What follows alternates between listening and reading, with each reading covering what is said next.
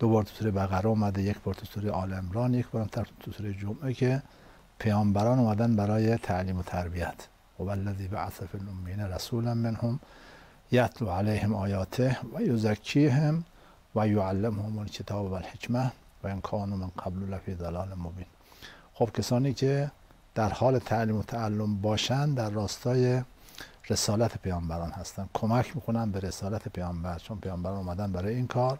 کسانی هم که تو این مسیر باشن در واقع همراهی میکنن با پیامبران. ان شاءالله که حاصل برنامه ما یک قدم در جهت تعلیم و تعلم باشه. زنده باشین. حتما همینطوره. ما خیلی بیننده داریم که در مسیر پیامبران هستن با این توصیف شما. یعنی علتش، حالا من از همینجا شروع بکنم توضیح بدم که چرا ما امشب هم در خدمت استاد هستیم. علتش ایناست، یعنی تعداد زیادی سوال دریافت کردیم ما که فکر نمی‌کردیم اینقدر حجم سوالات زیاد باشه به برکت حضور استاد. و چی بهتر از این که همش مسیر تعلیم و تعلم خواهد بود همونطور که فرمودیم. مدیر محترم گروه معارف و علوم قرآنی شبکه قرآن و مدیر محترم شبکه وقتی دیدن اینقدر حجم سوالات زیاده، صلاح دونستن و تصمیم گرفتن که ما یه برنامه دیگه در طول هفته رو هم اختصاص بدیم به پرسش سوالات شما که خیلی زودتر به پاسخ سوالاتتون انشاءالله برسین. هرچند باز همین قدرم کمه، اما باز یه مقدار شرایط رو بهتر میکنه برای اینکه شما زودتر پاسخ سوالاتتون دریافت بکنید. خب بریم سراغ طرح سوالات با اجازه شما. زنده باشید. سامان پیام کوتاه ما هم که دوستان من مرتب زیرنویس میکنن برای سوالات جدیدی که احیانا براتون پیش میاد بتونید از این طریق مطرح بکنید. اونهایی که با اسم پیام دادن من اسم مبارکشون رو میخونم، اونهایی که اسم ننوشتن و اینکه از کجا پیامک فرستادن دیگه شماره رو نمیخونم، فقط سوالات رو مطرح میکنم. آیا خداوند بهشت و دوزخ را قبل از نافرمانی شیطان خلق کرد یا بعد از اون؟ عرض کنم که بهشت و جهنم یک زمین قفر خالی و هیچی توش نیست. این اعمال بندگان خدا هست که بهشت رو بهشت میکنه و جهنم رو جهنم. بنابراین بعد از آفرینش آدم ابوالبشر و حوا، این 2 نفر و فرزندانشون و اینها که اعمالی انجام دادن، یواش یواش بهشت آبادتر میشه یا جهنم خدای نکرده اونجا براش آتش و مار و عقرب و اینها خود ما اینجا میفرستیم، اونجا میره. و پس قبل از اینکه شیطان نافرمانی بکنه زمین بهشت و جهنم بود، جایگاه بهشت و جهنم بود، ولی اینکه قصری باشه و مثلا باغ و زیبایی و این حرفا یا اینور آتشی باشه و اینا همینطور، اینا اعمال ماست. درست. پیامبر در شب معراج به دست فرشته ها برخورد که دید دارن با مسائل مثل آجر، مثل طلا و نقره و اینها دارن قصرهایی میسازن. گاهی هم دست کنیم مسائل تمام بشه ما هم تعدیلش میکنیم. گفت مسائل شما چیه؟ گفتن که عبادت بندگان خدا، کارهایی که بنده خدا انجام میدن میشه مصالح ساختن این ساختمان های. پیامبر فرمودن کسی بگه سبحان الله تو بهش یک درخت براش کاشته میشه. الحمدلله یه درخت، لا اله الا الله یه درخت. یه فرد از قریش که اونجا بود گفت که پس ما یا رسول الله باغ‌ها داریم تو بهشت. شما یه تصویر از زهرا که میگید یه باغ مجهز و مفصل. آره دیگه. پیامبر فرمود بله، ولی مواظب باشید آتشی نفرستید که همه رو با آتش بکشید. همه باغ‌هایی که درست کردید با یه آتش همه رو خاکستر نکنید. پس بهشت و جهنم با اعمال ما درست میشه. نکته دوم که هم یه نکته دقیق است که حتما دوستان بیننده باید بیشتر هدایت بفرمایند. یاد باشید این زمان که حالا قبل بعد مال دنیاست. از دنیا که شما فراتر رفتید دیگه زمان بی معنا نداره. و فرض اینه که بهشت و جهنم در آخرتن. آخرت عالم دیگری است غیر از این عالم. اونجا دیگه بهشت و جهنم به این معنا نمیشه تصور کرد. ولذا پیامبر در شب معراج بهشتی ها رو دید، جهنمی ها رو دید. کسانی که بنا بود 10,000 سال دیگه به دنیا بیان، اگر اهل جهنم بودن تو جهنم اونها رو دید، اگر اهل بهشت بودن تو بهشت اونها رو دید. از اون زاویه که نگاه میکنید دیگه به این معنا زمان معنا نداره. زمان مال اینجاست.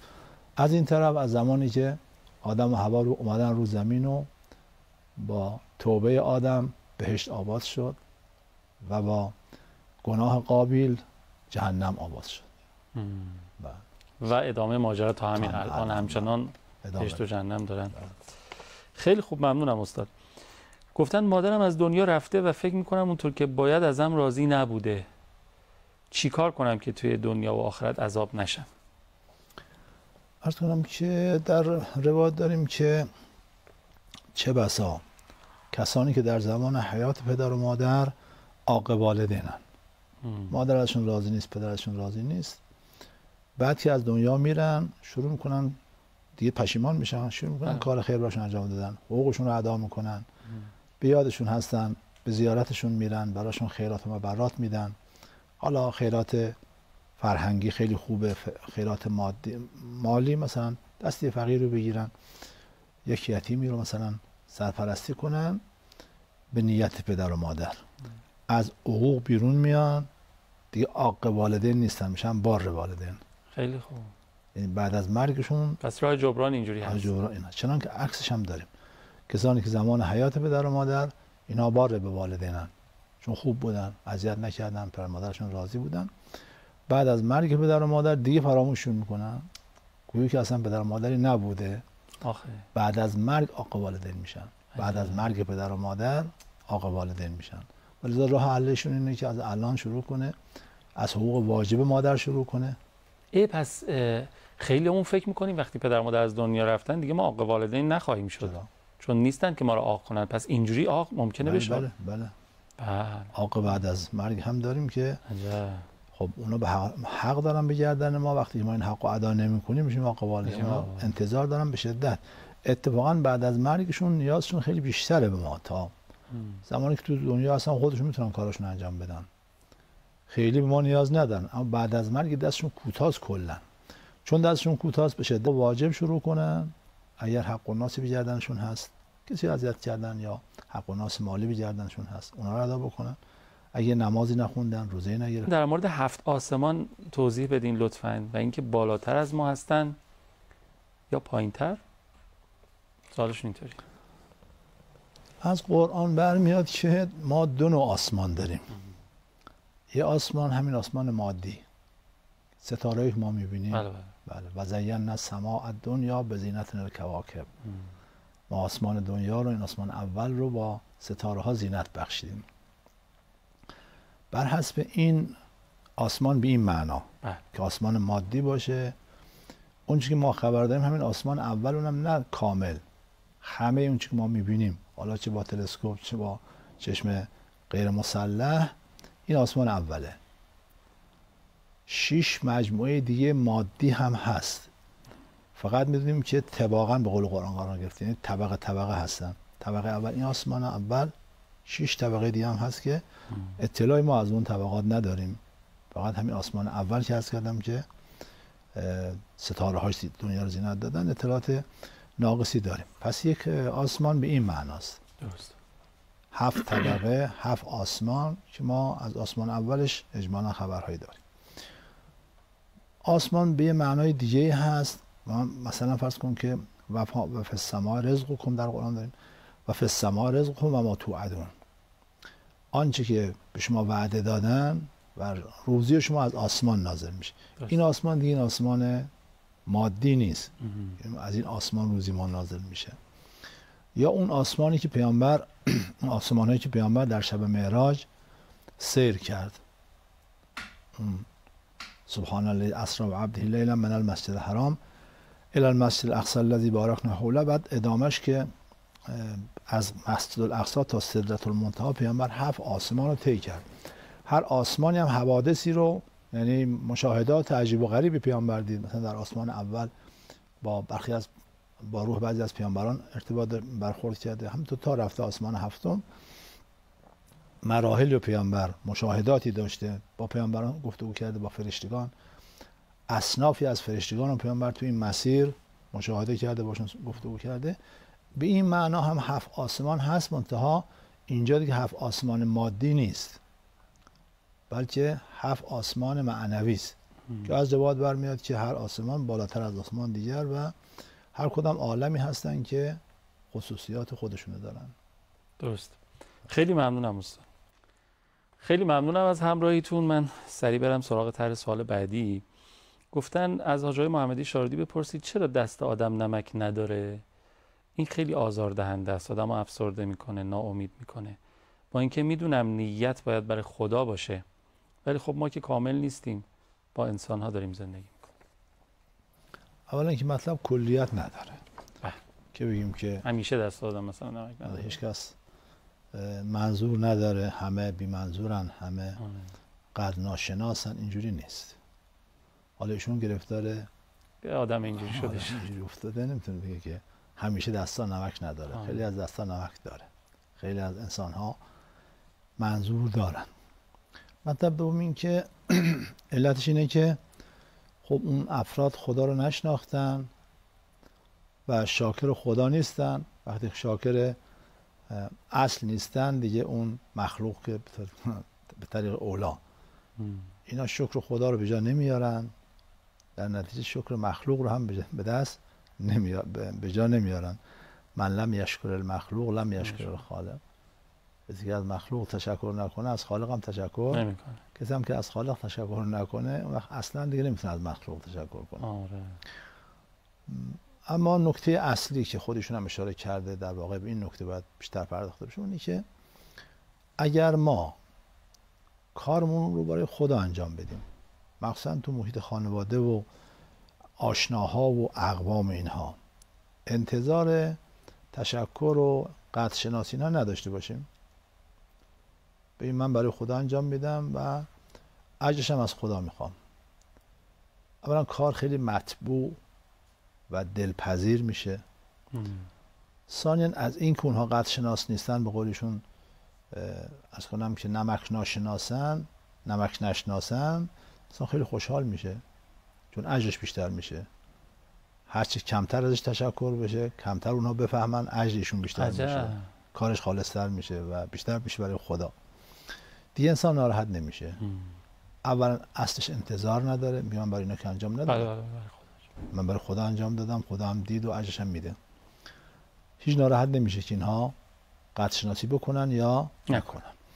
و ثانیاً هرچه قدر شناسی نکنن بیشتر خوشحال میشه و دیگه مطلب براش سخت نیست که میگن افسرده میشه آدم، ناامید میشه دیگه. اینجوری نمیشه دیگه. نه، همین مال اینه که ما میخوایم که اونا قدر شناسی کنن، نمیکنن ناراحت میشیم. گاهی به ما میگه که مثلا میگه که مادر شوهرم هرچی من خوبی میکنم متوجه نمیشه، یا شوهرش مثلا یا همسرش میگه مشکل شما اینه که کار رو اون انگیزه و داعی شما درست نیست. اگر انگیزه و نیت شما خدا باشه به هیچ وجه ناراحت نمیشید. هرچی که اونها کمتر بفهمند و کمتر قدر شناسی بکنن شما خوشحالتر میشید. وقتی برای اونها کار انجام میدی، اولا کار برکت نداره و ثانیاً اگه قدر شناسی نکردن شما میبری، میگی خب این کار بی نتیجه بود، من زحمت کشیدم ولی نتیجه نگرفتم. و درسته مثلا که کار برای خدا نباشه نتیجه نداره دیگه، ابتره. همینطوره. کار برای خدا باشه، کار بسم الله باشه، ابتر نیست. بسم الله نباشه، کل امر زیبال لم یبتدا بسم الله فهو ابتر. کاری که بسم الله نباشه ابتره، نتیجه نداره، اصلا ناراحت میشه چرا من زحمت کشیدم ولی کارم نتیجه نداشت. این نکته آخر نکته مهمی است. آره، چقدر خوب آدم واقعا هر کاری که میکنه نیت برای خدا بکنه. هم ثوابش خیلی زیادتر میشه، هم تاثیرگذاریش به نظرم خود انسان خیلی راحت و خیلی آره بدون توقع. خیلی خوب. گفتن که در برنامه یاد خدا از استاد شاردی سوال داشتم، از شرط‌های قبولی دعا توبه نصوحه و پاکی قضا، دوری ظاهری و باطنی از رذایل اخلاقی و کسب اخلاق و یقین و اینها. بالفرض یکی بعد از طی این مراحل مستجاب الدعا شد، آیا این مانند کلیدیه به شکل کلمات موجز یا رمزدار که با استفاده از اون هر حاجتی مستجاب میشه و چیزی که صاحب آن به دیگری هم میتونه انتقال بده یا نه؟ اولا این که اونها شرط دعا باشه، اینجا ما حرف داریم. بله، این که اگر انسان حرام خورده باشه دعا کنه دعاش مستجاب نمیشه، یا خدا رو نشناخته باشه دعا کنه دعاش مستجاب نمیشه و چیزی از این قبیل، اینا درسته. میگیم که توبه نصوح شرط استجابت دعاست؟ نه، توبه نصوح باعث استجابت دعا میشه. انسان اگر توبه کرد توبه کامل مستجاب الدعوه میشه، اما شرط استجابت دعا توبه نصوح نیست. این دوتا از هم جداست. توبه است. برخی از مواردی که ایشون گفت اینا شرط صحت دعا نیست، شرط استجابت دعا نیست. این بحث مفصل تری لازم داره. در رابطه با دعا ما 5-6 فصل جدا رو باید از هم بررسی بکنیم. یکی حقیقت دعاست، ماهیت دعاست، اصلا دعا یعنی چی. قالب کارهایی که ما میکنیم اسمش دعا نیست، ما خیال میکنیم دعا میکنیم. دوم شرایط استجابت دعاست. سوم موانع استجابت دعاست، موانعی که میاد دعا رو حبس میکنه نمیذاره بره بالا. چهارم آداب دعاست، اونم باز خودش یک فصل بسیار طولانی است. پنجم آثار دعاست که ما خیال میکنیم که دعا فقط همون نتیجهش همونه که ما میخوایم، اگه نشه دیگه، در حالی که آثار فراوان دیگه ای داره. بلای دفع کرده، به تأخیر افتاده و آثار فراوان دیگه. بحث بعدی این که چه کسانی دعاشون مستجاب میشه، بحث بعدی این که چه کسانی دعاشون مستجاب نمیشه، بحث بعدی این که فلسفه تأخیر اجابت چیه، چرا دعاها به تأخیر میفته. اینا بحثای طولانی است که حالا ازش میگذریم. پس نکته اول این شد که اونگونه که ایشون اونا رو شرط استجابت قرار داده، بعضی شرط استجابت نیست. مطلب دوم این که گفتن آیا مثل کلیدیه به شکل کلمات و رمزدار و اینا؟ مثلا اینو میخوام توضیح بدم. بحث از کنم که حالا اسم اعظم رو من میگم که اینم به نوعی به هم مربوط میشه. این که اسم اعظم آیا از جنس لفظ کلیدی است که به هر کس بدی اون میتونه هر قفلی باز کنه، یا نه از جنس حاله. کسی میتونه این کارو بکنه که تخصص لازم رو داشته باشه، اون شرایط لازم رو داشته باشه، یا هر دو. ما معتقدیم هر دو. یه خلبان میخواد پرواز کنه، اول باید خلبان باشه، رمز و راز پرواز رو این حال رو باید داشته باشه، این مقام باید داشته باشه. ثانیاً نیاز به رمز و کدهای پرواز داره که بتونه پرواز کنه. دقیقاً این دوتا باید با هم باشه. دعا، اسم اعظم، اون ذکر، اون وردی که با اون ورد هر قفلی باز میشه که بهش میگن اسم اعظم. مثل بسم الله. بسم الله اسم اعظمه. با بسم الله هر قفلی باز میشه. پیامبر عرض کردن که اصحاب حضرت عیسی بسم الله میگفتن و آب راه میرفتن. همین بسم الله خالی یا بسم الله الرحمن الرحیم؟ بسم الله الرحمن الرحیم. بسم الله الرحمن. پیامبر فرمود اگر یقینشون بیشتر میشد بسم الله میگفتن رو هوا پرواز میکردن. عجب. پس با بسم الله اصلا هر کاری میتونه انجام بده. امام عسکری فرمودن بسم الله به اسم اعظم نزدیکتر است از سیاهی چشم به سفیدی چشم. اینا کنار هم دیگه، فاصله ندارن. دیگه واقعا از این نزدیکتر نداریم. بنابراین خود بسم الله اون شاکلیده که هر قفلی رو باز میکنه. اما کی میتونه این کارو بکنه؟ کسی که به قول پیامبر به اون یقین رسیده باشه و هرچند یقین بیشتر باشه با این کلید میشه قفل‌های بیشتری رو باز کرد.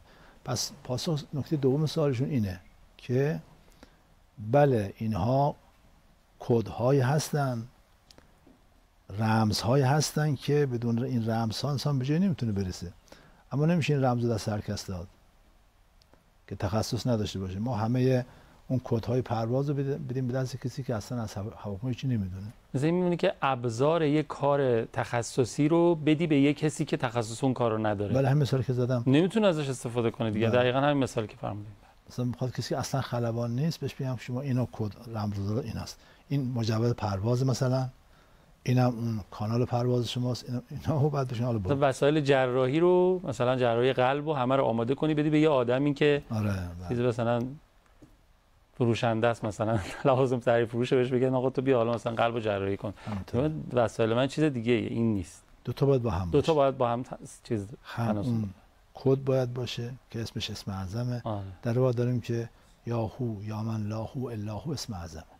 حالا این خیلی جالبه. من مدتی بود این پرسش برای خود من مطرح بود، توی کتابخونه مشغول مرور بودم و اینها همینجوری گفتم یه کتابی رو باز کردم دیدم که اسم اعظم الهی نوشته. یکی از کاری که به اسم اعظم الهی خیلی نزدیک همین یاهو یا من لاهو اللهو، خیلی هم سند براش ذکر شده بود، خیلی جالب بود برام. لا حول ولا قوة الا بالله، از کنم یا حی و یا قیوم، آره. یا ذوالجلال و الاکرام، هر کدام از اینها فقط یادمون باشه دیگه اینا رو حالا باز الان آقا میگن باز نریم شروع کنیم گفتن اینا باید اون حاله رو اول کسب بکنیم. بله اینا رمزه، اینا کلیده، منتها کلید باید بلد باشه انسانش رو به کار بگیره. منتها باز خود اینا هم باز یه تقسیمی بینشون هست. بسم الله اسم عام بود، الله مستجمع همه صفات هست، تو الله همه چی هست، همه کمالات، همه رمزها تو الله هست. بقیه اسما خوب هر کدام شما میخواید یک مریضی رو شفاش بدید نباید بگید یا ممیت و یا ممیت و یا ممیت مثلا اون ممیت مال جای دیگه است، باید بگید یا ممیت امت مثلا اون دشمنان حق رو. اینجا باید اسم شافی مثلا استفاده کنی، یا اسم یا حی مثلا، نه یا ممیت. ایناش دیگه تخصص میخواد، اما الله مستجمع همه این هاست، همه اینها رو در بر داره. این هم یک نکته خلاصش این شد که بله این مطلب 2 تا شرط داره، یک اون مقام، اون حال، اون تخصص و آمادگی و اون یقین لازم. اون یقینی که پیامبر فرمود اگر اون یقین رو داشتن میتونستن تو هوا پرواز کنن. اون 1 و 2 این رمزها، اینا رو انسان بلد باشه و داشته باشه. با این 2 تا انسان میتونه کار بکنه. اما میشه به دیگران داد؟ خیر. چرا؟ چون این حالو ندارن، چون تخصص رو ندارن. دقیقاً مثال زدید شما، بسال جراحی بدید به کسی که اصلا تخصص نداره، بگی برو جراحی کن. من چیکار کنم؟ بلد نیستم که. اسم اعظم رو بدید به کسی که اون مقام رو نداره، اون حال رو نداره، هیچ فایده نداره. باید به اون یقین برسه، بعد بسم الله گفت پرواز میکنه. یه نکته دیگه آخرش بود، آخر سوالو که دقت نکردم من. اتفاقا خیلی دقت کردین، چون این تیکه آخر من خودم یادم رفته بود. گفته بودن که به شکل کلامتون رمز با استفاده مستجاب چیزی است که صاحب آن به دیگری هم میتونه انتقال بده یا نه. همین که فرمودید. بسیار. اساتید عرفان هم من شنیدم که شاگرداشون هر کدوم به درجه و مرتبه میرسن متناسب با اون حال و اون درجه همینطور ورد بهشون میاد. آره ذکری بهشون. خیلی ممنونم، استفاده کردیم، دست شما در عوامی ندارین، محبت دارید، محتاج میدید. یه بار دیگه عرض بکنم برای کسانی که از اواسط برنامه دیدن، ما پنجشنبه هم در خدمت استاد هستیم. ما این برنامه به دلیل حجم زیاد سوالات